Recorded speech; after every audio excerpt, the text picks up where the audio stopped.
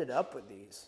Okay, so let's start talking about what in the heck is all of this stuff, and maybe starting down at that end, if we could just do a brief description of what each one of these are and how this relates to your collection of big steam locomotives, right? Well, they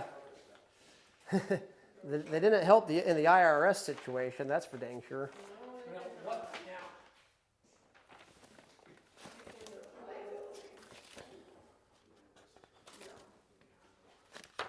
I would love to, but it wouldn't be the polite. Yeah.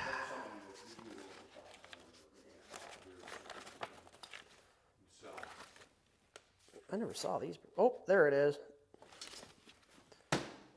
all right, so take it away. Let's walk down the line and talk about what each one of these little obsessions are. These are actually functional steam locomotives, aren't they? They are. They were Tom Murray's personal live steam collection. And Who was Tom Murray? so Tom Murray, he was L.T. Murray, the founder of the original West Fork Logging Company out of Mineral in 1915. He was L.T. Murray's son. He was L.T. Murray Jr. Everybody just called him Tom.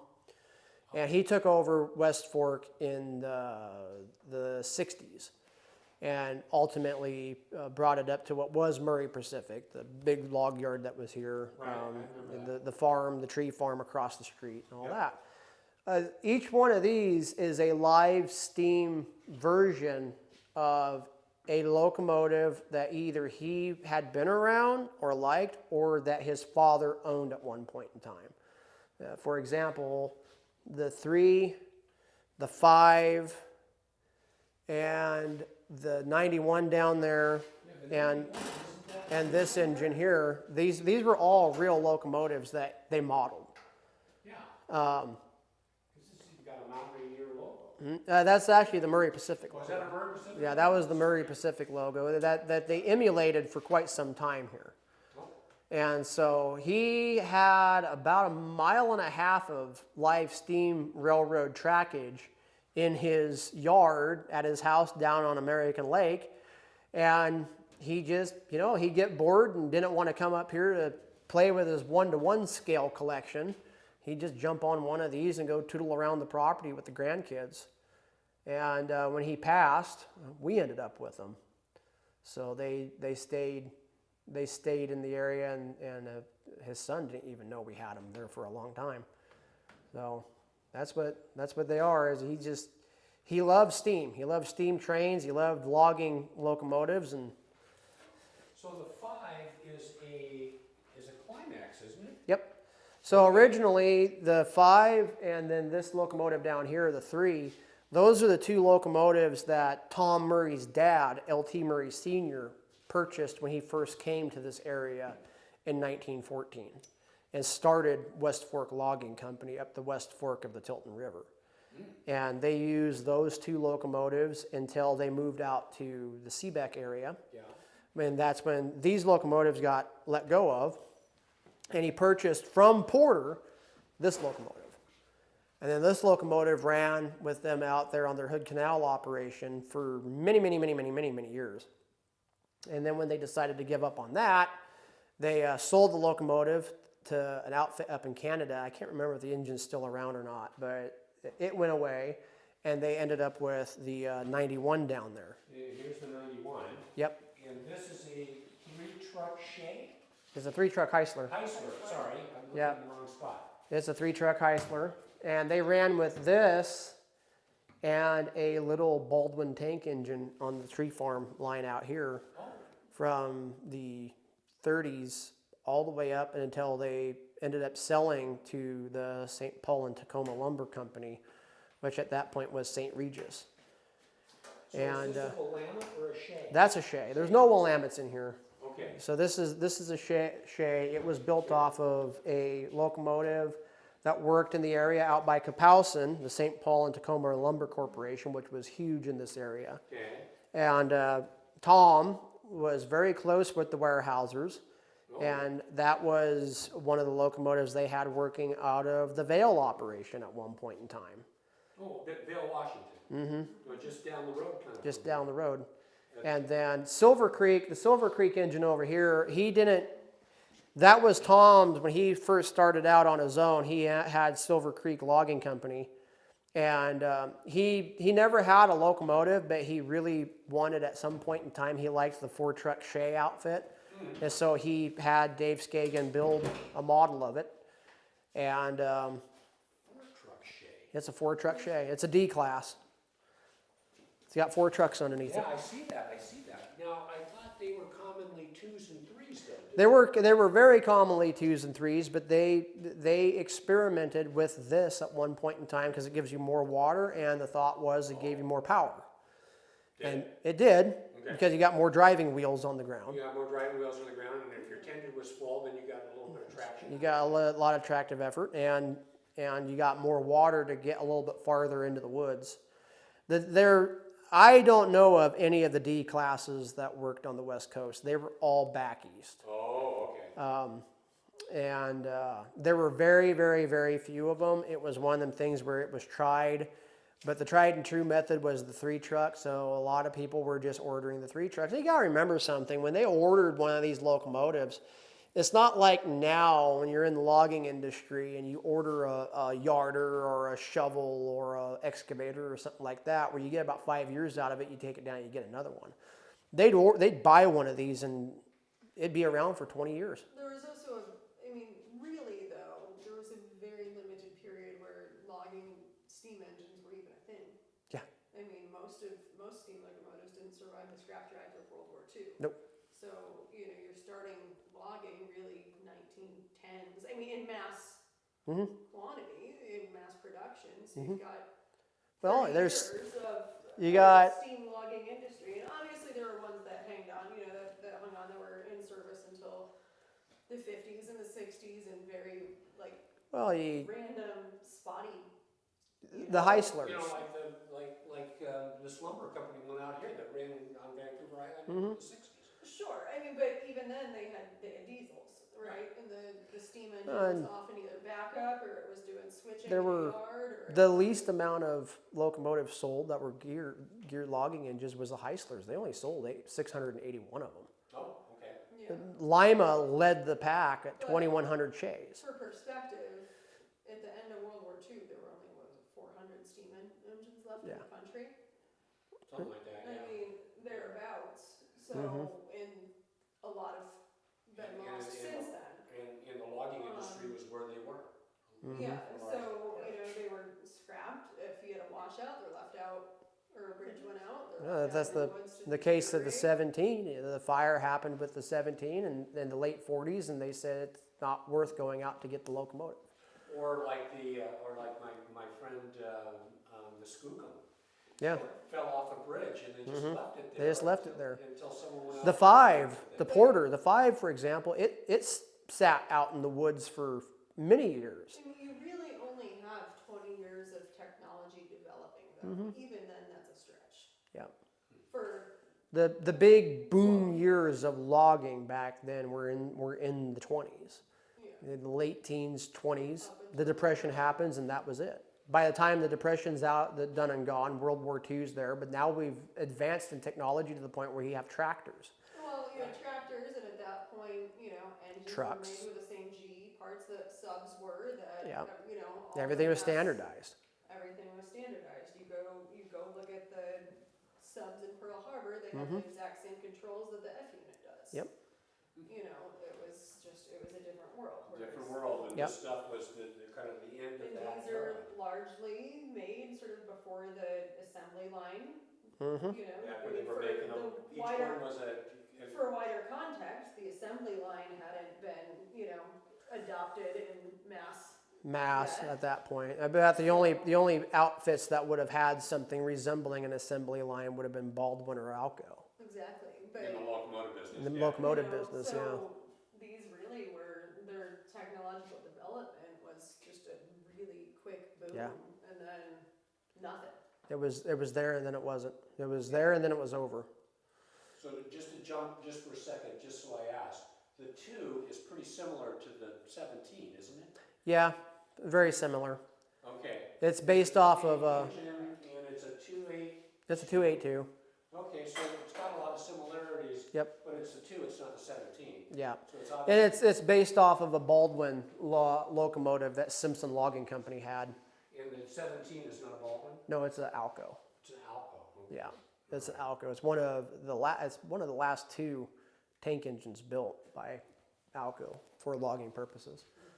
So did you tell me that these are as expensive to insure Yes. as a That's regular right. locomotive? Yeah, these are the headache that I keep ignoring because they're part of our museum collection. There's obviously value in them. Oh, They're they're just- obviously incredible little pieces. Yes, they are. But in order to insure them, it costs us the same that it would any of the big engines. And what's the business case for them? And I know we are a museum, we are a preservation society, You're a nonprofit, but we still. still have to keep the lights on, the insurance paid, the staff paid. Yep.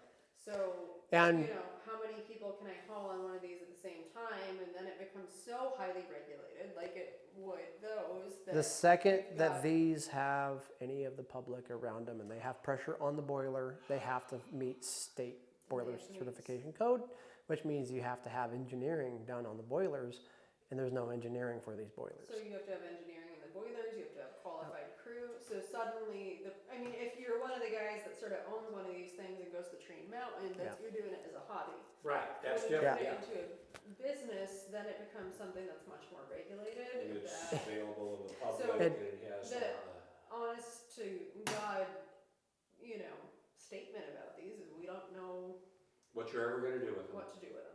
Because they're just too, they're, They're valuable. And They tell a story. It's a mechanic-wise, part of that's a Shay. yeah. This is a Heisler. yes. What were we talking about business case as far as running the big Well, locomotive? they were. They have the exact same mechanical Dynamic. needs Yeah. as the big engines Oh on my a smaller gosh, you'd case. have to time these So- little Yeah. guys Yeah. just like you'd have to time Yeah. the big Yeah. boy out there. So- They wear just as much. They If wear just I- as much. And it's just, the simple fact of the matter is a full-size steam train is more marketable and I could put 300 people on it. Just, you could put like 8. Which is, Fine. it's sort of to just get down to the brass tacks of it, it's not something we like to talk about, but I don't know how we make these make sense. And, it's eventually we'll come up with an answer. Are they going anywhere? No. They'll stay here forever. Yes. They'll- No, they're part They'll of they'll the- rust into the ground with the rest of us as And time. these are Yeah. as much a part of the museum as the big Oh, yeah. locomotives Well, are out there. this is Tom Murray, and this is his little brainchild and his hobby, and this is Tom. This is Tom. It's This is his legacy. it is. I mean, there's a itty bitty little steam donkey sitting down there, same scale. There's and one we- in the log camp. And then we saw the other Yeah. steam donkey that's So- gonna go on display Yeah. one of these. So it was his thing, you know. We need to figure out what the answer is. We don't know yet. We're open to ideas, but I don't think that operating them is the answer, and certainly getting rid of them is not. No. So we're somewhere in between, and someday when everything else is fine and you've got 3 operating steam locomotives and you're running 10 Quite trains a frankly, day, then hopefully we'll you and I worry will about be it. retired, still bickering about politics then. Yeah. And someone else will Somebody else will have. have a great idea what to do with It'll them. be what'll happen is it'll be your son that steps in and he's gonna be, hey mom, you say that, you say Yeah. that. Mom, I'm gonna drive the 3 again, Mom. Uh-huh. You know? I finally figured out what to do with those little engines. Yeah, the kids are gonna play with That's it. great. I'm on my boat. Leave me alone. Yeah, and I am getting on that boat and y'all are stuck. So. There you go. Well, you needed to come in and at least take a look at them, though. Oh yeah, they're They're so fun. cool. They're fun. And so we Just got so the we got the phone call. I hadn't even started here, and we got the phone call saying, "You need to come get them. You'd what? You need to come get them." 20 From the 15 estate, or it was 2016. 2016. It was right after Tom passed. And he had said, I want them to go to Mount Rainier Scenic. Okay, all right. But there was really, Because this stuff was all down at his house? it was. And so they were getting ready to get rid of everything. Yeah, right. And we had 2 days to get them out. And so myself, Brian Wise, a feller by the name of John Graden, and one of our ex-employees, Tom Payne, we rented U-Hauls and built these little carrying things, and we hauled them up here 4 at a time. We've done worse with U-Hauls. Yeah. And we hauled them up here four at a time over the course of a couple of days. And that one, we almost dropped that one getting it in here because we had this little bridge built to the back of the U-Haul. And these are the doors that they're supposed to go out. Right. And we were rolling it up in here and our bridge went crack. And so all four of us are holding, that thing's heavy. It's like 1,000 pounds. All four of us are holding the front of it up, trying to shove it through the, it was me and, I was the youngest one there in my 20s, and the rest of them are, in their late 40s to early 60s. It was like, we thought we were going to the hospital. Let's just put it that way. What gauge are These were built in the 90s. So it's, what, 1/4 inch to the foot or something? Oh, these are 7.5 inch. 7.5 inch. So the track is 7.5 inches Yeah. wide. Yep. And that, what's the ratio of that to the photocopier? Or do we know? Each one of them's a little bit different on its Yeah, scale. they are. Like you got the Because, porter down there. It would, if you were going to build this to scale, it would be the same size as, it'd be smaller than one of the Heislers. Okay. So they're all just a little bit different in what their actual scale is. Okay. Um, God, they're sure cute, aren't they? God, I just think they're the cutest things. But yeah, They're the idea of trying to run something like this and insure it and So then this is the water? yep, and that would be the kerosene. Oh, kerosene. These ones run on kerosene. So and again, if they're if you wanted to take, let's say, for example, if we wanted to go and make a presence at Train Mountain, okay, we would have to. It's in Oregon. Oh, okay. If we wanted to, steam place for people that. yeah, and if we wanted to go to any one of the live steam clubs to play with these, we would have to convert them all to propane. Yeah. So again, it's kind of a what do you do? Yeah, that would be that'd be a big deal, wouldn't it? It'd be really tough with And these. it'd be invasive. I mean, you'd have to, You'd have to bypass this, and that little tank car would be a propane cylinder that you rode on behind the locomotive all the time. Because they want their fuel to be propane, clean burning propane fuel all the time now. And it's just cleaner than kerosene, and that's why they It's like it? safer. Safer than kerosene. Yeah, safer, easier to control, less risk of fire. Less boomy. Let's go kaboom. Oh, Yeah, that's and Technical terms. yeah. So Cool. All right. These are cool. I'm glad we took a minute and came in here and checked these out. well, they're yeah. It's, Cool, they're just. we'll sit here as managers of the business and scratch our head and be like, what do we do with these? But at the end of the day, it's I just see $1 million of assets. I don't have a clue what to do with. that's exactly each one of these is worth about $250,000 to $300,000. Yeah. Oh, you think? I don't. Oh, No, yeah. that's confirmed. Oh my. Yeah, I had we- no idea what a live steam locomotive. Yeah, they're not cheap. Well, these are exceptionally well done. Well, Yeah. I mean, a 3-truck Shay. I mean, it's just like, Yeah. Like, wow. Yeah. and I just don't know what to do with them. I don't know how to protect them. I don't know because we can't have the public in here Nope. because. No, God, I some mean- kid's gonna break that off, right? Yeah. Mm-hmm. Yeah. I mean, it's not that we don't want to display them. I just don't know. They're displayed in the best way that we can possibly display them right now, except for the fact that they're facing the wrong direction. Yeah. I mean, Well, there is that issue. I mean, Josh was over there filming and all the gear is over on this side. Mm-hmm. no, I mean, yeah. So, I don't know. It's hard to say. The nice thing is that you don't need to make a decision today. Nope. They're And- safe. And they're safe. It's the same as the big engines out there. A lot of people get onto us, but what are you going to do? You need to do this and you need to do that. And at the end of the day, someone else. they're under a roof and they're safe. Yeah. Exactly. All The of those things. the With whole people thing that is safe. know how to care for them. Mhm. Even People if that they're know how not, to care even for if they're them. not in service, it's not sitting It's not. outside rusting away. Yep. It's not sitting in a barn where someone's tinkering with it and Yep. messing something up. Yep. Right. They're safe. That is also part of preservation, is Yep. maintaining a collection, even if And, it's not all. and keeping it intact. It just Yeah. seems, I mean, right? I mean, Well, that's versus, what it's, I mean, Mount Rainier Scenic Railroad's museum is not Snoqualmie. It's No. not a lot of the other places that have really, really great collections policies and archives, but we have one kind of every logging locomotive built. So, and that's the only place that you can sort of see the, Except for a Malley. We don't have a Malley. What? no. The No, Skookum but is a it's, Malley, isn't it? It is. Yeah. It's one of the first Malleys. It's the, I think, second. Is that too big to run up here? It's its own mechanical nightmare. A 2442? Well, it was the prototype. Was it? It was the prototype, not for what it was as far as a class. It was the prototype logging Malley. Oh boy. So Blackie Mosier, who used to hang out here Yeah. quite a bit, Right. when the Skookum was here, I had to ask, hey, let's do the Skookum. He'd look at me and say, Rowdy, 2 idiot engineers at Eddystone went across the street to the diner and drew that piece of crap up on the back of a napkin, and that's as close to a blueprint as you're ever going to get.